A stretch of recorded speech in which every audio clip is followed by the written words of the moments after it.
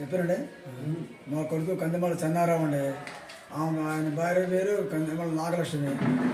వాళ్ళకి 2 పిల్లోళ్ళు, ఒక అమ్మాయి 8, ఒక అబ్బాయి 6. ఆర్థిక బాధల్లో ఉండవు మేము. గత ప్రభుత్వంలో ఏం పని చేయలేకపోయినారు.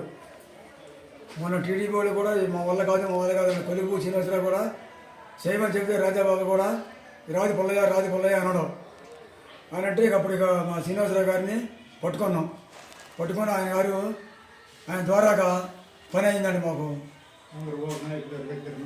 ఎంత? ₹1,00,000 అండి.